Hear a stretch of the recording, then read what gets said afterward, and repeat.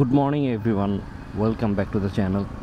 তো এখন বাজে হচ্ছে সকাল 7:40। আমি জাস্ট বাসা থেকে বের হয়েছি।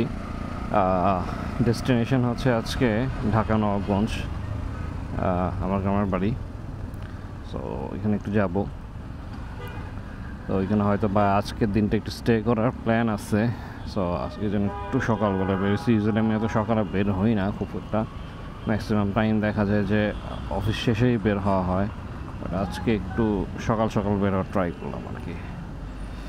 তো তারপরও যেটা হচ্ছে সকালে একটু ঘুম থেকে ওঠার পরে মনে হচ্ছিল একটু কিছু খাওয়া দরকার। সো দেন হালকা পাতলা একটু নাস্তা করলাম একটা লোকাল হোটেল থেকে। তো এখন কি রওনা দিচ্ছি, দেখা যাক কতক্ষণ লাগে। এখন তো 7:40 বাজে, পুরো অবধি হয়তো বা 9টা বা 9:30টার মধ্যে আমি পৌঁছে যাবো আর কি সকালে।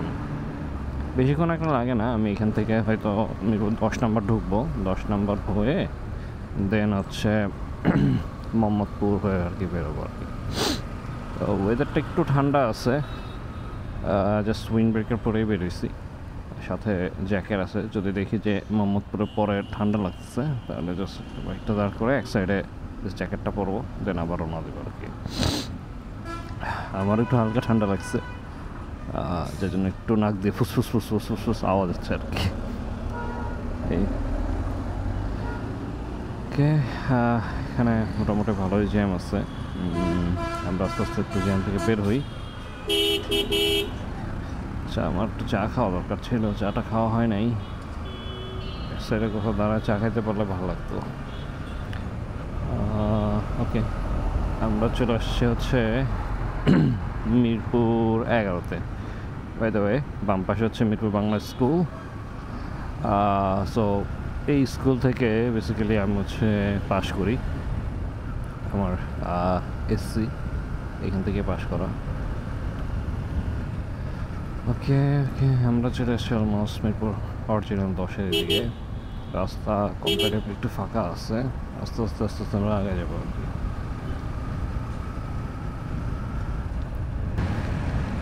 আমরা আগারগা চলে এসেছি।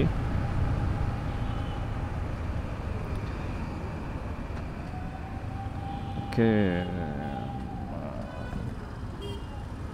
নাম ছেড়ে দেবে হয়তো, সিনেমা ছেড়ে দিচ্ছে।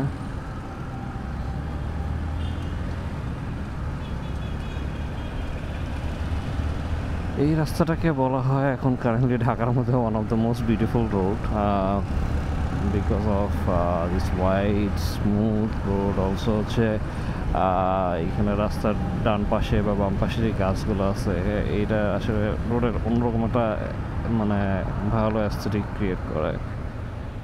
তো আচ্ছা, আমরা ডান দিক দিয়ে বের হয়ে যাই, যেহেতু আমরা মোহাম্মদপুরের দিকে যাব।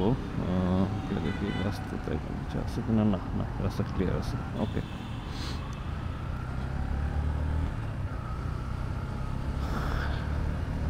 এই সাইডটা একটু ঠান্ডা ঠান্ডা লাগতেছে। দেখি আমি হয়তো একটা সামনে গিয়ে কোথাও একটা দাঁড়াবো, জাস্ট জ্যাকেটটা পরে নিতে হবে, না ঠান্ডা লেগে যাবে। বললে সবাই বেশ খেলাধুলা করতেছে এইখানে, যে এরকম খেলাধুলা সকালবেলা তো জানতাম না কখনো। এখানে অনেকবার গেছি সকালে, বাট কোনো নোটিস করিনি। বাট জায়গাটা দেখতে বেশ, এখানে আগে আমাদের বাণিজ্য মেলা হয়তো ভালোই ছিল। বাণিজ্য মেলা আগে অন্যরকম একটা ভাইব ছিল। 2007, 8, 9 এই সময়টাতে বাণিজ্য মেলা মানে যাবো, এই কথাটা চিন্তা করলে খুবই ভালো লাগতো। অন্যরকম একটা মজা, এক্সাইটমেন্ট কাজ করতো নিজেদের মধ্যে। আরে বাণিজ্য মেলায় যাবো, বাণিজ্য মেলায় যাবো, বা বাণিজ্য মেলা কবে আসবে কবে আসবে, আরে বাণিজ্য মেলা শেষ হয়ে যেতেছে। তো মানে সবসময় একটা এক্সাইটমেন্ট কাজ করতে, কিন্তু এখন সেই এক্সাইটমেন্টটা আগের মতো আর কাজ করে না বাণিজ্য মেলা নিয়ে।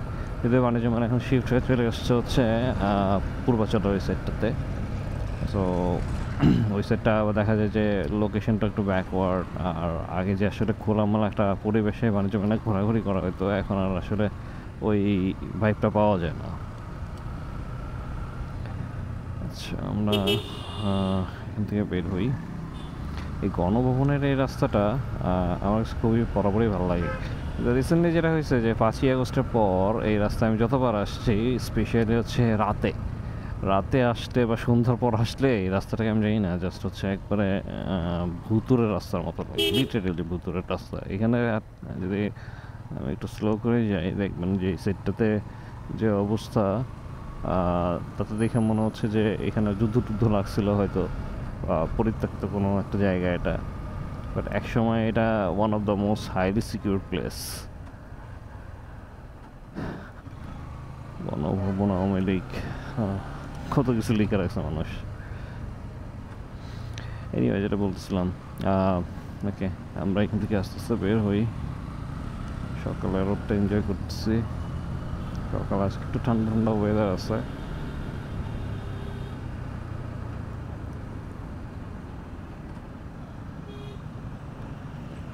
আচ্ছা, ওকে।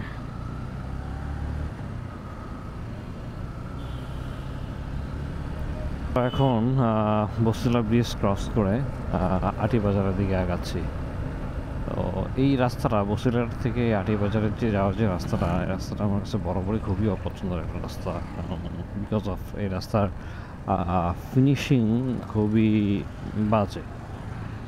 এই রাস্তায় আমার কাছে সবসময় মনে হয় যে গাড়ি গ্রিপ ধরে না, নয়তো গাড়ি হাঁকায় না, সামথিং ইজ রং এই রাস্তায়। তার উপরে বাস, সিএনজি, ব্যাটারি সব কিছু মিলে একাকার অবস্থা।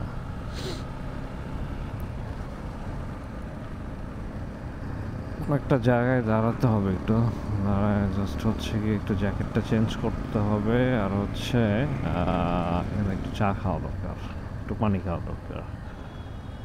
বাট ভালো চায়ের দোকান চোখে পড়তেছে না কোথাও।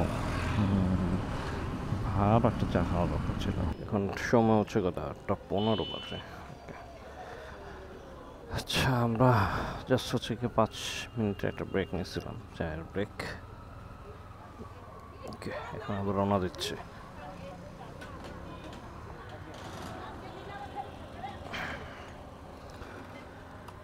বিসমিল্লাহির রহমানির রহিম।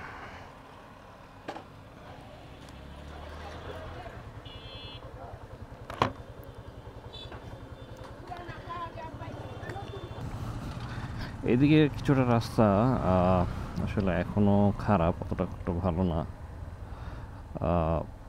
সেটা এইখান থেকে শুরু, মানে খারাপ রাস্তা কয়েকটা জায়গা আছে, খুবই বাজে রাস্তা। আর একটু সামনে যাই, আর একটু সামনে গেলে আরও দেখানো যাবে। বৃষ্টি টিষ্টি হলে তো রাস্তা মানে কি যে একটা অবস্থা এই রাস্তাতে আসার সময়, মানে কোথায় যে আসলে গর্ত আর কোথায় যে গর্ত নাই এটাও বোঝা যায় না। ওকে, ভাঙাচোরা রাস্তা দিয়ে মোটামুটি পার হয়ে গেছে, সামনে আর একটু আছে, তারপর মোটামুটি রাস্তা ভালো। দুই একটা জায়গায় একটু ভাঙাচোরা আছে, আর কেরানীগঞ্জের রাস্তা উঠে গেলে তো তখন কোনো সমস্যা নাই। ওকে, তো এই রাস্তাটা বেসিক্যালি হচ্ছে এটা বের হয়েছে কেরানীগঞ্জ দিয়ে আর কি। এখান থেকে আমরা কেরানীগঞ্জে ঢুকে যাবো। এটা আমি এক্স্যাক্ট নাম দিই না, এটা হয়তো আটি বাজারের কোনো একটা অংশ হবে রাস্তাটা।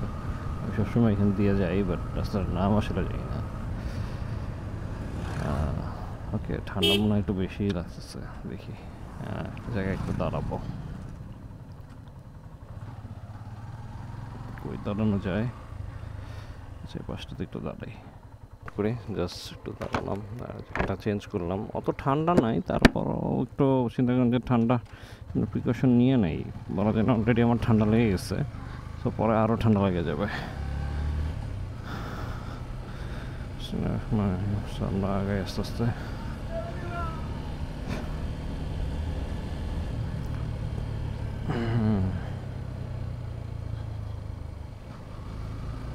বাইকটার ইঞ্জিন অয়েল গতকালকে চেঞ্জ করছি। তো আমি আসলে শুরুতে এই বাইকে ইয়ামাহা ইউজ করতাম, 10W40 ফুললি সিনথেটিক, এটা ইউজ করছি। এর আগে 10W40 যেটা সেমি সিনথেটিক, এটা ইউজ করা হয়েছে, মিনারেল ইউজ করা হয়েছে। বাট আমি 10,000 কিলোমিটার পর থেকে এই বাইকটাকে সবসময় ফুল সিনথেটিকই ইউজ করি। তো ইয়ামাহা লিপ মনে হয় সম্ভবত 2বার আমি চেঞ্জ করছি। 14,000 কিলোমিটার পর্যন্ত। 14,000 কিলোমিটারের পরে আমি যেটা করি যে ইঞ্জিন অয়েল চেঞ্জ করে, মানে অনেক ইঞ্জিন অয়েল একটু ঘাটাঘাটি করি, তো পরে এখন কারেন্টলি 14,000 থেকে টিল নাও সবসময় শেরই ইউজ করা হচ্ছে, কারণ সেরার পারফরমেন্স আমার কাছে সবসময় ভালো লাগে। আর ইয়ামাহা লিভের সাথে যদি কম্পেয়ার করি, ইয়ামাহা লিভের ইঞ্জিনের পারফরমেন্সটা আমার কাছে মনে হতো র sound, I speed like harsh sound, but শেলের সাউন্ডটা ভেরি স্মুথ। আমি শেল অ্যাডভান্স আলট্রাটা ইউজ করি। রাস্তা মোটামুটি ফাঁকাই আছে, সেটার রাস্তা অবশ্য ফাঁকা থাকারই কথা, গ্রামের একটা ভাই আছে রাস্তাগুলোতে। এই যেটা বলছিলাম আসলে জ্যাকেটটা পরে ভালো করছি, কারণ ঠান্ডা অলরেডি পড়া শুরু হয়ে গেছে। যত সামনের দিকে আগাচ্ছি আমার কাছে মনে হচ্ছে ঠান্ডার প্রকোপটা আস্তে আস্তে বাড়তেছে। তো আমার উইন্ড ব্রেকার দিয়ে হতো না, নিচে একটা প্যাডের জ্যাকেট আছে, তার উপর আর কি উইন্ড ব্রেকার, যাতে হচ্ছে ডাস্ট আর কি না যায় ভিতরে। আচ্ছা, আমরা আস্তে আস্তে এগিয়ে যাচ্ছি। ওকে,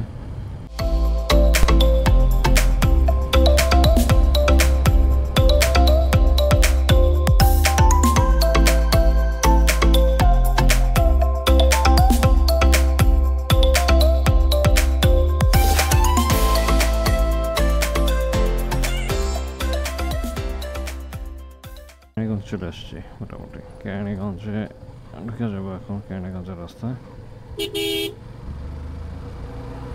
এইটা আবার কি গাড়ি, মানে ব্যাটারি রিক্সার যতভাবে ইলিগালি বানানো যায় আর কি।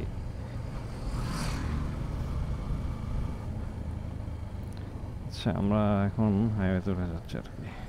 এটা লোকাল হাইওয়ে, সেরকম হাইওয়ে না।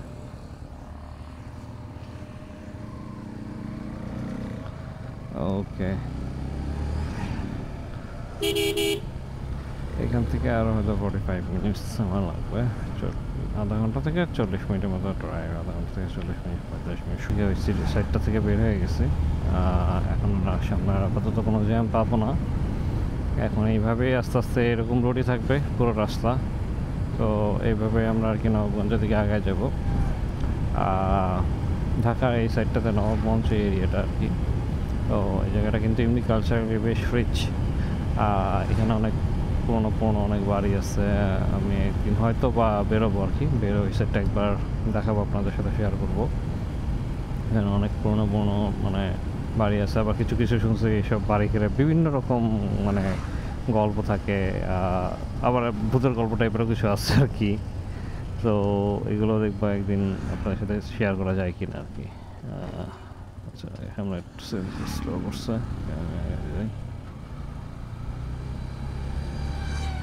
আচ্ছা, যেটা বলতেছিলাম, তো নবাবগঞ্জে এই সাইডে একবারে যে নবাবগঞ্জের মেইন সদর যেটা সাইড আছে, ওই সাইডটাতেই বেশ কিছু পুরনো বাড়ি আছে। হ্যাঁ, সাইডটাতে পুরনো কিছু বাড়ি আছে।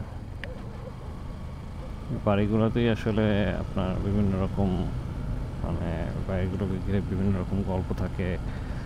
যেমন মধ্যে একটা বাড়ি আছে হচ্ছে খেলারাম দাদার বাড়ি।